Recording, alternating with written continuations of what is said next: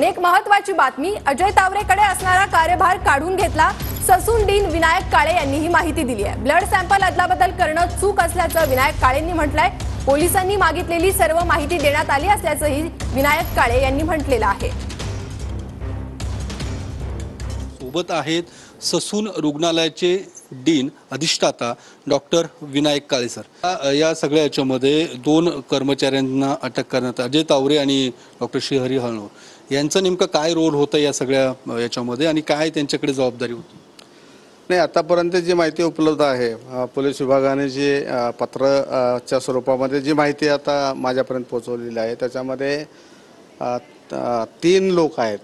तुम्ही 2 म्हणता, पण 3 आहेत। तिसरा एक आमचा सफाई कर्मचारी आहे।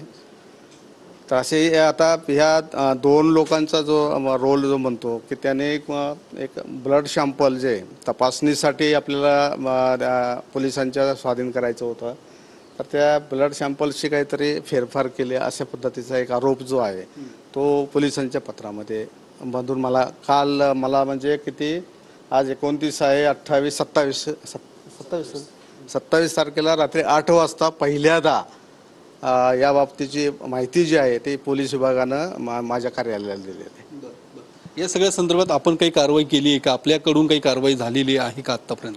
नाही, याच्यामध्ये आता तात्काळ जी कारवाई जी करायची होती ती मी म्हणजे जे आमचे डॉक्टर अजय तावरे जे आहेत त्यांचा विभाग प्रमुख पदाचा जो कार्यभार आहे तो मी काढून घेतलेला आहे आणि तो त्याच विभागामध्ये जे दुसरे प्राध्यापक आहेत डॉक्टर विजय जाधव यांच्याकडे मी तो कार्यभार सुपूर्द केलेला आहे।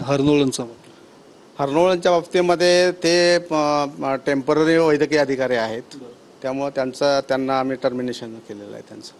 कॅमेरामन अरविंद सह योगेश बोरसे, TV9 मराठी, पुणे।